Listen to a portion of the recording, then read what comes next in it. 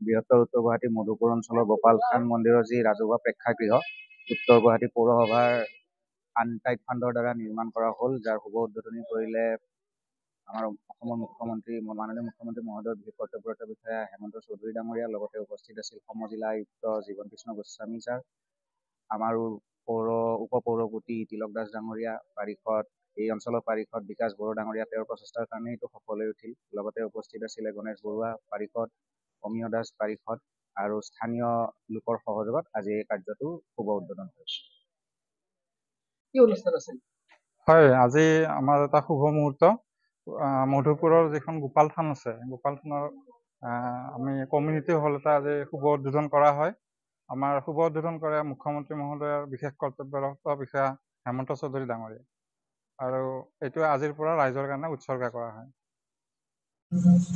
উত্তৰ গুৱাহাটী পৌৰসভাৰ উপ পৌৰপতি তিলক দাস ডাঙৰীয়া, জালুকবাৰী সমজিলাৰ সমায়ুক্ত জীৱন কৃষ্ণ গোস্বামী ডাঙৰীয়া,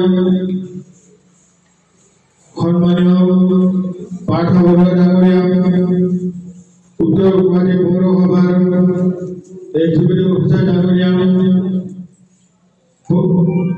পাৰিষদসকল উপস্থিত শ্ৰদ্ধা ৰাইজ। গোপাল থানৰ এই সভাগৃহটোৰ কাম যোৱা বছৰ আৰম্ভ হৈছিল। এই অঞ্চলৰ পাৰিষদ বিকাশ বড়ো ডাঙৰীয়াৰ নেতৃত্বত সুন্দৰভাৱে এই সভাগৃহটো নিৰ্মাণ কৰি উলিওৱা হৈছে।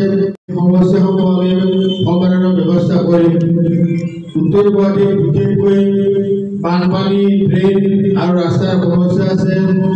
আমি ফেব্ৰুৱাৰী মাহৰ লাষ্টত নহ'লে মাৰ্চ মাহত আমি কিছু ৰাস্তাৰ কিছু ড্ৰেইনৰ কাম আৰম্ভ কৰিম। আপোনালোকে প্ৰত্যক্ষ কৰিব আৰু আমি আশা ৰাখিম অহাবাৰ যে বানপানী মুক্ত আমি উত্তৰ গুৱাহাটী কৰিব পাৰোঁ, তাৰ বাবে এটা প্ৰচেষ্টা হাতত লোৱা হৈছে। সকলো ৰাইজৰ সহায় সহযোগিতা আমি আশা কৰিছোঁ।